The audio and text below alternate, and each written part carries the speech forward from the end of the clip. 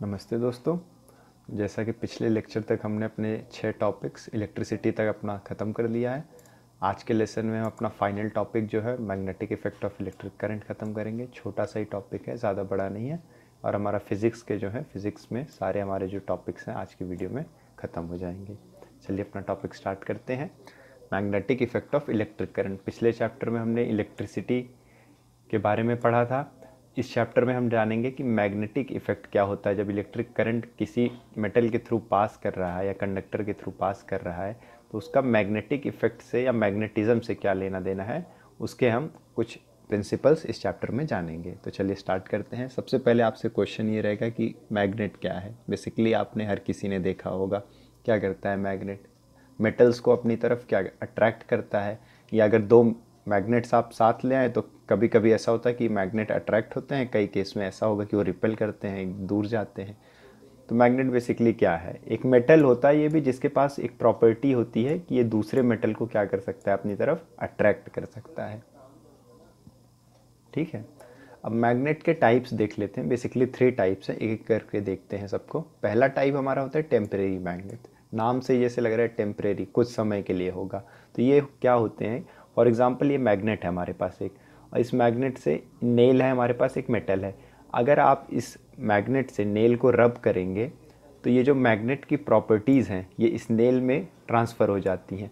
तो फिर ये नेल भी कुछ टाइम के लिए मैग्नेट की तरह बिहेव करने लगेगा और ये भी मेटल्स को क्या करेगा, अपनी तरफ अट्रैक्ट करेगा। लेकिन ये तभी तक ऐसा रहेगा जब तक इसके पास इस मैग्नेट की वजह से जो प्रॉपर्टीज़ इसके पास आई हैं वो रहेगी। एक बार वो प्रॉपर्टी ख़त्म हो गई तो ये फिर वापस ये नीचे पिन गिर जाएगी और ये मेटल जो है मैग्नेट की तरह बिहेव नहीं करेगा। तो इसलिए इसको टेम्परेरी मैग्नेट कहा होगा। अगर आपने कभी देखा भी, ऑब्जर्व भी किया होगा, अगर आप मैग्नेट को मेटल के साथ रख देते हैं कुछ टाइम के लिए तो फिर आप उसको जब सेपरेट करेंगे तो कुछ समय के लिए वो जो मेटल होता है वो भी मैग्नेट की तरफ बिहेव करता है। तो इसी वजह से कि उसकी मैग्नेटिक प्रॉपर्टीज़ नेल में आ जाती हैं कुछ समय के लिए। Second, permanent magnet. यही जो अपने परमानेंट मैग्नेट, वो हमेशा मैग्नेट ही रहेंगे, उनमें आप कहीं भी रख दीजिए कर दीजिए मैग्नेट, उनके पास जो प्रॉपर्टी है अपनी अट्रैक्शन की वो रहेगी, तो परमानेंट हो गए।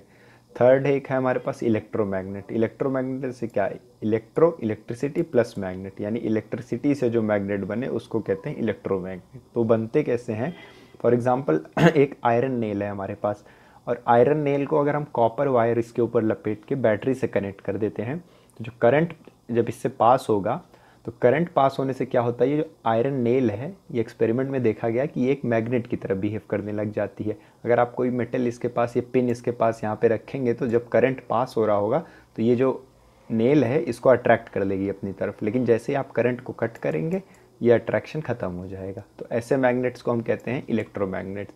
इनका यूज़ जो होता है आपने कई जगह है, जैसे बेसिकली एक यूज़ हम देख सकते हैं रिसाइकल, जहाँ पे कूड़ा रिसाइकल होता है वहाँ पे होता है। वहाँ पे से कूड़े में तो कई सारी चीज़ें होती हैं, मेटल्स भी हैं उसमें, नॉन मेटल्स भी हैं। तो उनको सेपरेट, मेटल्स को जब सेपरेट करना होता है तो ऐसी बड़ी मशीन्स यूज़ की जाती हैं। तो ये जो सर्कुलर प्लेट आप देख रहे हैं इसके थ्रू इलेक्ट्रिसिटी पास की जाती है। जब इलेक्ट्रिसिटी पास होती है इसके थ्रू तो ये एक मैग्नेट की तरह बिहेव करने लगता है। तो फिर नीचे से जो मेटल्स है, मैग्नेट की प्रॉपर्टी है मेटल्स को अपनी तरफ खींचेगा तो मेटल्स को वो खींच लेता है, मेटल्स उससे चिपक जाते हैं, फिर मेटल्स को अलग कर दिया जाता है। ऐसे कर करके जो मेटल्स हैं और नॉन मेटल्स जो हैं उनको सेपरेट किया जाता है। आगे चलते हैं। अब मैग्नेट फील्ड जानते हैं। मैग्नेट फील्ड मतलब जैसे अगर मैग्नेट है तो उसकी एक रेंज होती है कि एक रेंज तक ही वो चीज़ों को अट्रैक्ट कर सकता है। तो वही जो रेंज होती है, वही जो एरिया होता है जिसमें मैग्नेटिक अट्रैक्शन पॉसिबल हो, उसी को हम कहते हैं मैग्नेटिक फील्ड है। मतलब जैसे अब यहाँ पे एक मैग्नेट आप रखा हुआ है और यहाँ पे एक नेल रखी है तो यहाँ पे अट्रैक्ट तो नहीं कर पाएगा, लेकिन आप देखेंगे अगर थोड़ा फासला यहाँ पे लेके आए तो यहाँ से देखेंगे आप शायद झट से अट्रैक्ट कर लेगा। तो ये क्या थी, उसकी फील्ड यहाँ तक थी, यहाँ पे उसकी फील्ड क्या हो गई थी, कमज़ोर हो गई थी। ठीक है, तो ये मैग्नेटिक फील्ड होता है। इसके लिए एक्सपेरिमेंट आप चाहें तो घर पे भी या छोटी क्लास में किया भी होगा अगर आपने। आप एक मैग्नेट ले लीजिए, सिंपल मैग्नेट ले लीजिए, और आयरन फिलिंग्स ये जो है ना, ये आपको दिख रहे हैं आयरन के पाउडर फॉर्म में आयरन, उसको आप पेपर पे रैंडमली फेंक दीजिए कहीं भी और मैग्नेट आप रख दीजिए बीच में। कुछ टाइम बाद आप देखेंगे कि धीरे धीरे वो अपने आप एक पैटर्न बनेगा। ये जो पैटर्न बन रहा है ये वही मैग्नेटिक फील्ड की वजह से बन रहा है। आप ये जो पैटर्न देख पा रहे हैं ये मैग्नेटिक फील्ड की वजह से बन रहा है। अभी हमने देखा कि इलेक्ट्रिसिटी पास करने से मेटल के अंदर वो किसकी तरह, एक मैग्नेट की तरह बिहेव करने लग जा रहा था। तो अब यही हमारा अगला टॉपिक है कि मैग्नेटिक इफेक्ट इलेक्ट्रिक करंट पे क्या होता है। तो इसके लिए एक साइंटिस्ट थे हैन क्रिश्चियन ओरेस्टेड, उन्होंने ये चीज़ ऑब्जर्व की थी। बेसिकली वो प्रैक्टिकली इसको एक्सपेरिमेंट कर नहीं रहे थे, वो गलती से वो हो गया था। हुआ क्या था कि एक कॉपर वायर था, उससे करंट पास हो रहा था, ठीक है, यह था उनका सिस्टम था, उससे करंट पास हो रहा था। तो एक कंपस जो है वो कॉपर वायर के थोड़ा सा पास आ गया था। तो कॉपर वायर के पास जैसे ही आया तो उन्होंने देखा कि जो कंपस की नीडल थी उस नीडल में डिफ्लेक्शन शो किया।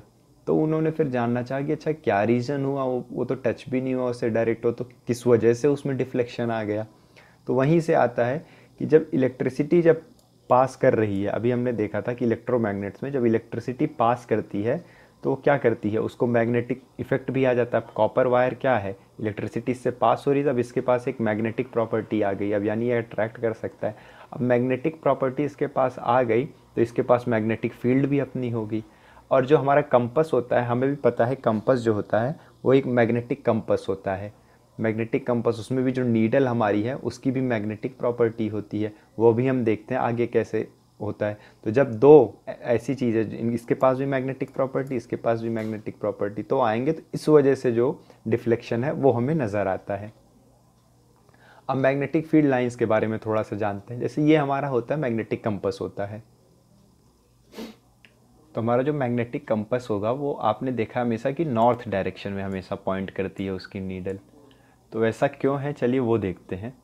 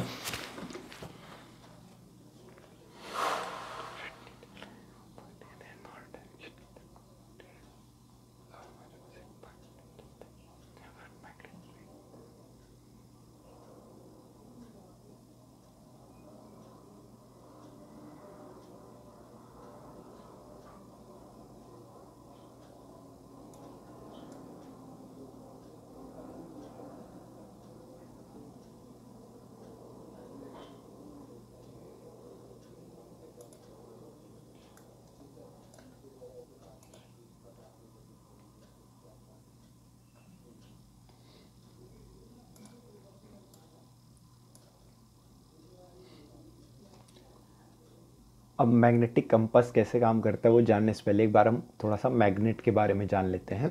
बेसिकली मैग्नेट जो होता है ना, उसके दो पोल्स होते हैं। एक पोल को हमने नेम किया है नॉर्थ पोल, एक पोल को हमने दिया है उसका साउथ पोल कहते हैं। और कई सारे एक्सपेरिमेंट्स में हमने देखा है कि जब दो सेम पोल्स एक साथ आते हैं तो वो एक दूसरे को रिपल करते हैं। फॉर एग्जांपल अगर एक नॉर्थ पोल है और इधर भी एक और मैग्नेट हम ले आए नॉर्थ पोल का, तो वो उसे दूर फेंकता है। लेकिन अगर अपोजिट पोल ले आए, जैसे साउथ पोल, अगर यहाँ पे एक साउथ पोल का मैग्नेट का ले आए तो यहाँ पे देखेंगे मैग्नेट उसको अट्रैक्ट करता है। तो ये प्रॉपर्टी कई एक्सपेरिमेंट्स में ऑब्जर्व की गई थी और इसी बेसिस पे हमने दो पोल बनाए कि मैग्नेट के दो पोल होते हैं, एक नॉर्थ पोल होता है, एक हमारा साउथ पोल होता है। ठीक है। अब कंपस में क्या होता है, अब फॉर एग्जांपल एक कंपस है, कंपस जो है वो हमारा नॉर्थ की डायरेक्शन हमेशा दिखाता है। तो अब फॉर एग्जांपल ये जैसे कंपस है, ये नॉर्थ की तरफ दिखा रहा है। अब जैसे जैसे मैं कंपस को मैग्नेट के नॉर्थ पोल के पास लाऊंगा तो देखिए क्या होगा। ये देखा अभी डायरेक्शन किधर दिखा रहा था, अब यहाँ पे चेंज हो गया। अब इसको अगर मैं साउथ पोल पे ले जाऊं तब नॉर्थ किस तरफ दिखाएगा, देखिए अब इधर हो गया। तो साउथ पोल पे आप क्या देख रहे हैं कि नीडल जो है वो इसकी तरफ अट्रैक्ट हो रही है, लेकिन जब यही मैं नॉर्थ पोल पे ले जा रहा हूँ तो ये इसकी तरफ से दूर चली जा रही है। तो वो जो नीडल में डिफ्लेक्शन हो रहा है उसका कारण क्या है? उसका कारण है, अभी हमने पढ़ा था कि मैग्नेटिक फील्ड जो है वो उसका एरिया कितना, उस कितने एरिया में उसकी जो फोर्स है वो एक्सपीरियंस की जाएगी। तो जो मैग्नेट होता है उसमें जो मैग्नेटिक फील्ड लाइंस बनती है, ऐसा देखा गया कि वो नॉर्थ पोल से शुरू होती है और वो साउथ पे एंड करती है, और वो एक सर्कुलर पाथ में रहती है, वो कभी मीट नहीं करेगी। जो मैग्नेटिक फील्ड लाइंस हैं वो कभी एक दूसरे को इंटरसेक्ट नहीं करती हैं, वो नॉर्थ से स्टार्ट होगी, साउथ पे ख़त्म, इंटरनली फिर ऐसे चलता रहता है वो।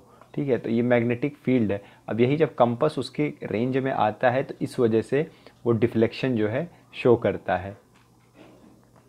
सेम पोल आपको बताया, जो सेम पोल होते हैं वो एक दूसरे को रिपल करते हैं, मतलब एक दूसरे को दूर भेजते हैं। अगर नॉर्थ नॉर्थ है तो मैग्नेट क्या होगा, दूर जाएगा, लेकिन अगर अपोजिट पोल है तो वो एक दूसरे को अट्रैक्ट करेंगे, अपनी तरफ खींचेंगे। अब हम देखते हैं कि जो कंपास है हमारा वो नॉर्थ साइड में ही क्यों हमें दिखाता है।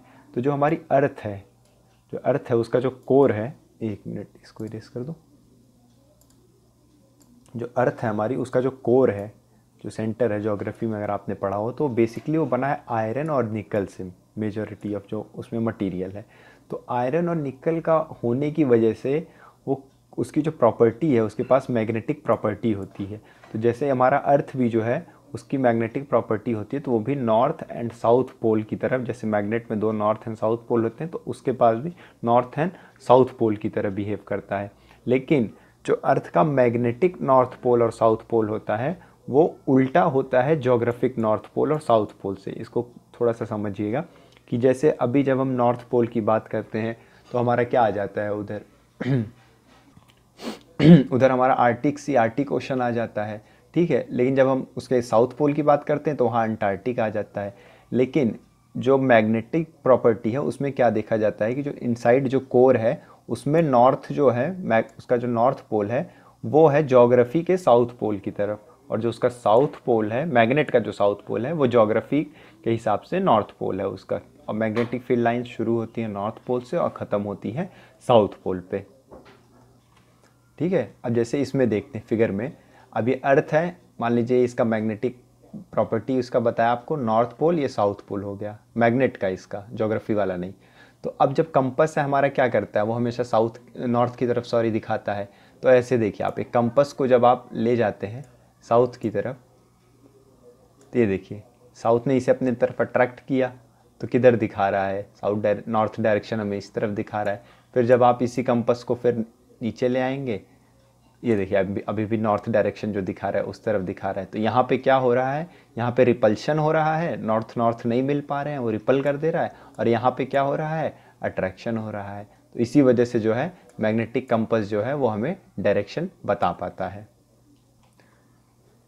अब इसमें एक दिक्कत होती है ना कि जैसे जो हमारा, आपको पता होगा ज्योग्राफी में कि अर्थ जो है वो थोड़ा सा टिल्टेड है सन के टूवर्ड्स। तो वो टिल्ट होने की वजह से उसकी जो ज्योग्राफिक और नॉर्थ, ज्योग्राफिक पोल जो है उसके नॉर्थ और साउथ वो डिफरेंट, थोड़े से दूर होते हैं एक दूसरे से compare to magnetic north pole और साउथ पोल के। क्योंकि मैग्नेटिक वाला जो रेड लाइन देख रहे हैं ये मैग्नेटिक वाला जो पोल है उसकी एक्सिस है, और ये जो ग्रीन लाइन आप देख रहे हैं, ये जो ग्रीन लाइन जा रही है, ये जो हमारा ज्योग्राफिक पोल है उसकी एक्सिस है। वो इसका कारण क्या, वो थोड़ा टिल्ट होता है। इसी वजह से जो कंपास है ना वो एग्जैक्ट नॉर्थ डायरेक्शन या साउथ डायरेक्शन बताने में थोड़ा सा वो उसमें प्लस माइनस कुछ माइनर सा डिफरेंस होता है। अब तो खैर काफ़ी एडवांस टेक्नोलॉजीज़ आ गई तो डायरेक्शन वगैरह बताना काफ़ी आसान हो गया, नहीं तो पहले यही कंपास ज़्यादातर जो यूज़ होते थे।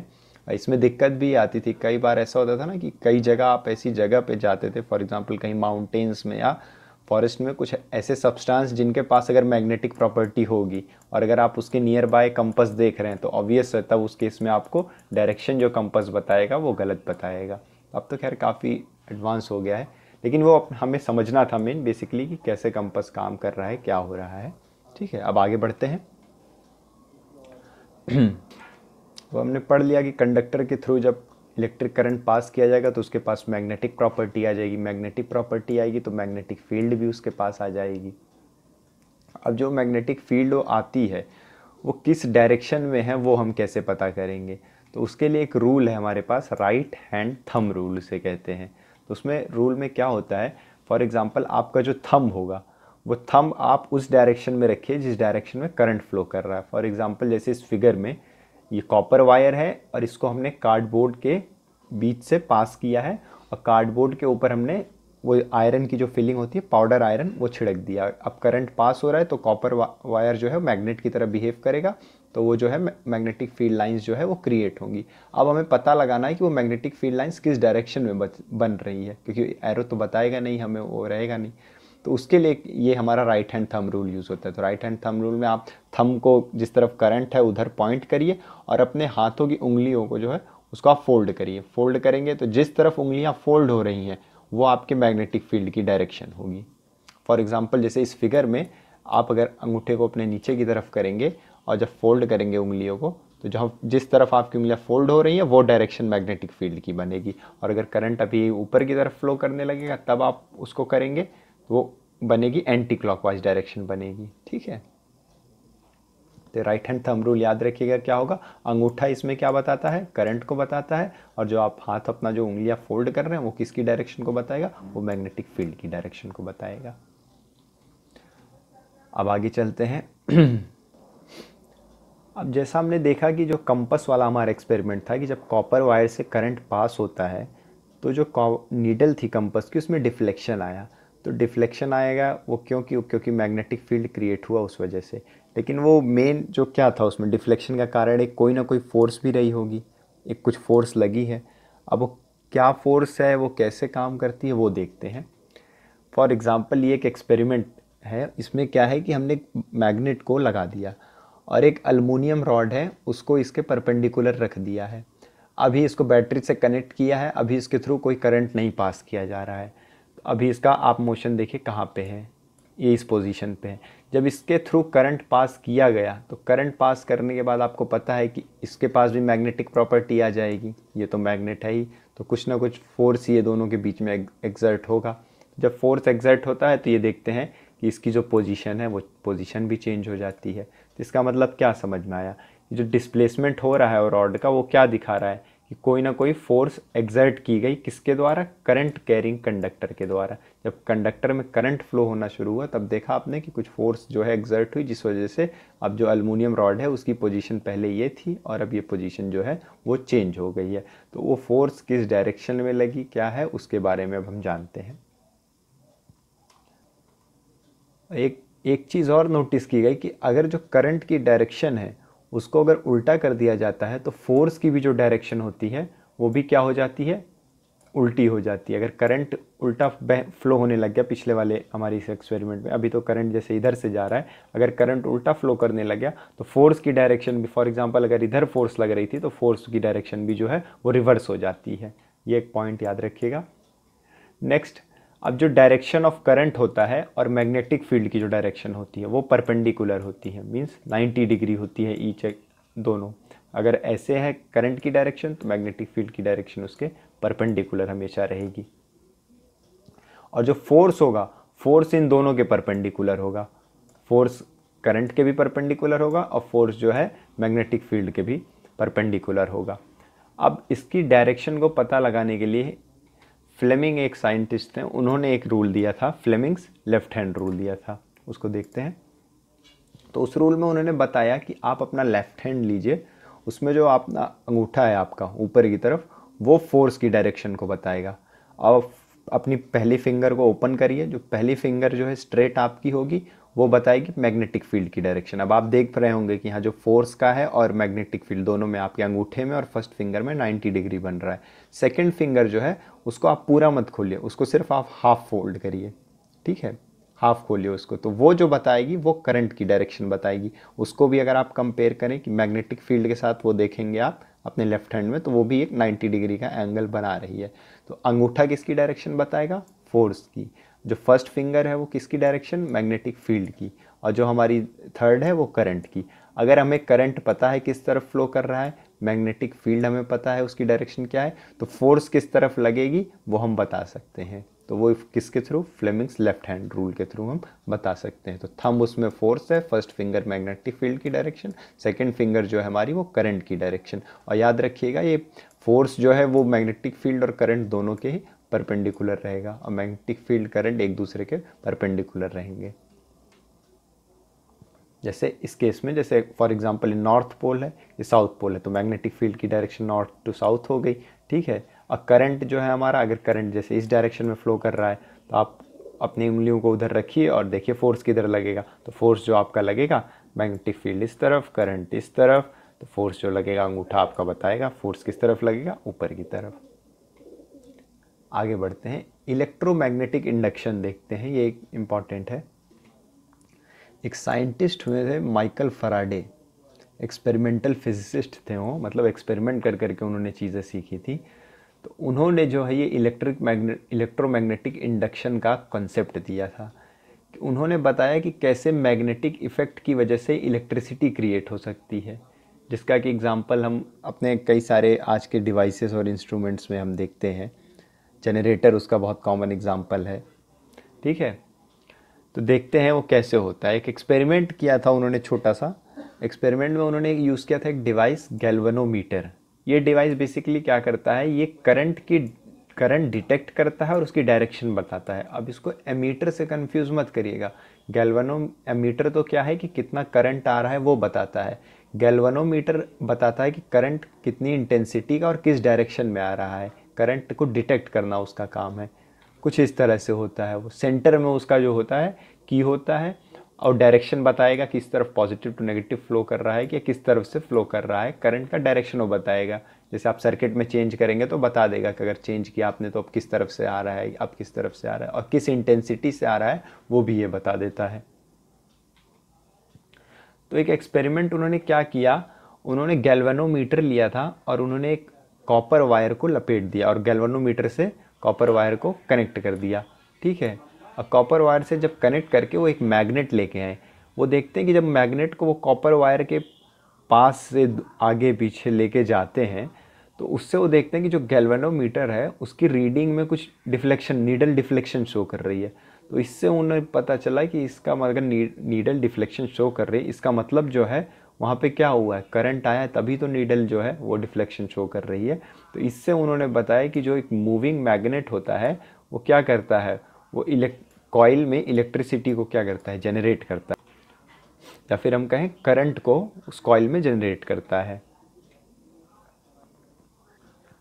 अब जैसे अभी हमने देखा कि जो करंट यहाँ पे जनरेट हो रहा है तो वो करंट की किस डायरेक्शन में जनरेट हो रहा है और मैग्नेटिक फील्ड की क्या डायरेक्शन रहेगी। और इस केस में भी जब मैग्नेटिक फील्ड जनरेट हो रहा है, करंट जनरेट हो रहा है, तो ऑब्वियस वो जो हमने देखा था फोर्स, ज़रूर कुछ ना कुछ फोर्स होगा। तो वो फोर्स की डायरेक्शन क्या होती है वो हम कैसे पता लगाते हैं, तो उसके लिए हम यूज़ करते हैं फ्लेमिंग का राइट हैंड रूल यूज़ करते हैं। राइट हैंड रूल में क्या होता है देख लेते हैं। इसमें क्या होता है, जो आप मैग्नेटिक फील्ड लाइंस और करंट तो वो सेम रहेगा। फर्स्ट फिंगर आपकी मैग्नेटिक फील्ड ही बताएगी और जो सेकंड फिंगर होगी वो आपका करंट ही बताएगी। इसमें भी परपेंडिकुलर होंगे। और जो वो मोशन होगा, वो जो कंडक्टर जो भी होगा उसका मोशन किस तरफ होगा, फोर्स उसमें किस तरफ लगेगा, वो फोर्स की जो डायरेक्शन वो बताएगा, वो आपका थंब बताएगा। ये किस केस के लिए है, ये तब है जब आपको इलेक्ट्रोमैग्नेटिक इंडक्शन के केस में पता करना हो। और जो हमने फ्लेमिंग का लेफ्ट हैंड रूल पढ़ा था वो कब था, जो हमने फ्लेमिंग का लेफ्ट हैंड रूल पढ़ा था वो किसके लिए है कि जब हम एक कंडक्टर से जब हम खुद करंट को पास कर रहे हैं तब जब उसमें फोर्स लग रहा है तब उसकी क्या डायरेक्शन होगी, वो उसके लिए था। लेफ्ट हैंड रूल उसके लिए है। और राइट हैंड रूल जो हमारा है वो इलेक्ट्रोमैग्नेटिक इंडक्शन के लिए है कि जब मैग्नेट को पास किया जा रहा है कॉइल से तो जो करंट उसमें जनरेट हो रहा है उसकी वजह से जो फोर्स एग्जर्ट हो रहा है उसकी डायरेक्शन क्या होगी, वो राइट हैंड रूल से हम जानते हैं। आगे बढ़ते हैं। लास्ट टॉपिक ये है छोटा सा, एक छोटा सा टॉपिक है हमारा डोमेस्टिक इलेक्ट्रिक सर्किट। अब जैसे पिछले क्लास में हमने पढ़ा था एसी डीसी करंट के बारे में और ये भी जाना था कि हमारे घर पे जो करंट आता है वो एसी करंट आता है। तो जो एसी करंट हमारा आता है उसका पोटेंशियल डिफरेंस कितना रहता है, 220 वोल्ट का AC supply with 50 hertz. 50 hertz जो है हमें पता है क्या, जो फ्रीक्वेंसी के बारे में हमने पढ़ा था, इस फ्रीक्वेंसी पे हमारी कंट्री में जो है इलेक्ट्रिसिटी आती है 220 वोल्ट और 50 हर्ट्स की सप्लाई पे आती है। अब वो सप्लाई जो आती है उसमें किस तरह की वायर आता है, क्या आता है वो देखते हैं। तो उसमें जो एक रेड वायर होती है जो कॉमन है, मैं आपको बता रहा हूँ, रेड वायर जो होती है उसको लाइव वायर कहते हैं। वो जो होती है वो पॉजिटिव टर्मिनल होता है। और जो ब्लैक वायर होती है वो न्यूट्रल वायर होती है, उसको हम क्या कहते हैं, नेगेटिव टर्मिनल। और इन दोनों के अराउंड जो पोटेंशियल डिफरेंस बनता है वो कितने का होता है, वो 220 वोल्ट्स का होता है। एक और होता है ग्रीन वायर होता है, इसको हम अर्थिंग वायर कहते हैं। अर्थिंग वायर का मेन काम क्या है, ये आपको क्या करता है, बेसिकली आपको शॉक लगने से प्रोटेक्ट करना इसका काम है। जैसे कभी कभी होता है कि अगर तार जो है ब्लैक वाला और अगर वाइट वाला, सॉरी पॉजिटिव एंड नेगेटिव अगर टच हो गए तो उससे शॉर्ट सर्किट हो सकता है। तो उससे उस केस में आपको शॉक से बचाने के लिए जो है ये हम यूज़ करते हैं, एक अर्थिंग वायर यूज़ करते हैं, जो कि एक प्लेट होती है ज़मीन के अंदर, उससे कनेक्टेड होती है। तो इनकेस अगर जो शॉक हो वो शॉक उस वायर के थ्रू अंदर प्लेट तक चला जाए, वो लगाया जाता है आपके बिल्डिंग में। अब जैसे इसमें एक हम डायग्राम में देखते हैं, ये जैसे पोल है, इसी के थ्रू हमारे ये सप्लाई बॉक्स है जो हमारा मेन होता है घर में, उसमें इलेक्ट्रिसिटी आ रही है। उसके थ्रू जो है हमारे घर में बाकी जो अप्लाइंसेस हैं उनमें जो है इलेक्ट्रिसिटी हमारी जाती है। तो एक बार इसको आप मेन बॉक्स से कनेक्ट हो जाता है एक हमारा पॉजिटिव, इसमें अर्थिंग वाला अवेलेबल नहीं है लेकिन वो होता है, वैसे इसमें अवेलेबल नहीं है। तो अब जब कनेक्ट हो जाता है तो आपके सारे डिवाइसेस जो हैं वो काम करते हैं। तो ये क्या, AC सप्लाई आ रही है आपके इसमें। इन केस अगर आपकी कोई भी दो वायरें पॉजिटिव एंड नेगेटिव अगर कहीं टच हो गई तो जो करंट है वो अचानक से बहुत तेज़ी से बढ़ता है, जिस कारण जो है वो आग लग जाती है। फॉर एग्जांपल जैसे यहाँ से ये वायर जा रही है, ये सेपरेट वायर जा रही है, ये मान लीजिए पॉजिटिव या नेगेटिव टर्मिनल है, ठीक है।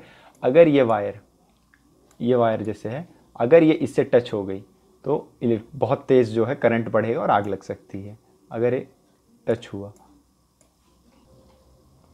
अगर जो दो वायर्स हमारी टच हो जाती हैं तो उस केस में क्या होगा, शॉर्ट सर्किट हो जाता है और वो आग लग जाएगी। लेकिन वो आग ना लगने पाए उसी को बचाने के लिए एक हम फ्यूज़ यूज़ करते हैं। फ्यूज़ जो इस तरह से, अगर आप पुराने गांव में भी कई जगह होते हैं, पुराने जो गांव होते हैं वहाँ पे इस टाइप का मीटर होता है। तो ये क्या होता है, जो हमने पिछले इलेक्ट्रिसिटी वाले चैप्टर में पढ़ा था कि फ्यूज़ जो होता है वो कनेक्ट किया जाता है, जो टंगस्टन के बारे में पढ़ा था कि इसका जो एक लिमिट होता है कि अगर इस लिमिट के ऊपर अगर करंट एक्सीड करेगा तो ये क्या हो जाएगा, कट हो जाएगा। और इसके कट होने से क्या होगी, इलेक्ट्रिक सप्लाई जो है इमीडिएटली बंद हो जाएगी। लेकिन अभी जो है, अब आजकल जो कॉमन शहरों में घरों में जो यूज़ हो रहा है, नया लोग यूज़ कर रहे हैं, वो MCB यूज़ करते हैं, मिनिएचर सर्किट ब्रेकर। फ्यूज़ और MCB का बेनिफिट ये है MCB का कि फ्यूज़ के केस में क्या होता था, अगर ये वायर आपकी ब्रेक हो गई, टूट गई, तो फिर आपको क्या करना पड़ेगा, रिप्लेस करना पड़ेगा, इसको चेंज करके दूसरा लगाना पड़ेगा फ्यूज़। MCB के केस में क्या होता है कि अगर कहीं शॉर्ट सर्किट हुआ, करंट स्काई रॉकेट करेगा, अचानक से बढ़ेगा तेज़ी से, तो उस केस में जो सप्लाई होगी, वो जो जहाँ से इलेक्ट्रिसिटी होगी, वो बटन जो होगा वो नीचे गिर जाएगा, और कनेक्शन इमीडिएट वहाँ पे कट हो जाएगा। तो फिर आप क्या कर सकते हैं, आप चेक कर सकते हैं कि वायर जो है वो कहाँ पे टच हुई है, उसको आप ठीक कर सकते हैं, रिपेयर करके वापस इसको जो बटन है आप इसको ऑन करेंगे तो आपका जो करंट है घर में फ्लो करना शुरू कर देगा। लेकिन फ्यूज़ के केस में क्या करना पड़ता था, हमें ये पूरा ही रिप्लेस करना पड़ जाता था। तो इस वजह से MCB जो है वो बेनिफिशियल होती है, ठीक है। एक छोटा सा कॉन्सेप्ट था, इसी के साथ जानने को तो इस चैप्टर में काफ़ी सारी चीज़ें हैं, बट वो हमारे इस एग्ज़ाम पॉइंट ऑफ व्यू से उतना इम्पॉर्टेंट नहीं है। तो जो मुझे लगा अपना एग्ज़ाम में पूछा जा सकता है, तो इस वजह से वो चीज़ें मैंने आपको बता दी। फिर भी इनकेस अगर आपको कुछ डाउट आता है तो आप पूछ सकते हैं। तो जैसे कि अब लास्ट चैप्टर था हमारा, ये भी ख़त्म हो गया है। पूरे सीरीज़ में आपको किसी भी टॉपिक से रिलेटेड कोई डाउट है या आपका कोई सजेशन है तो वो आप कमेंट करके बता सकते हैं, या आप टेलीग्राम ग्रुप पे भी कांटेक्ट कर सकते हैं, ठीक है। Thank you.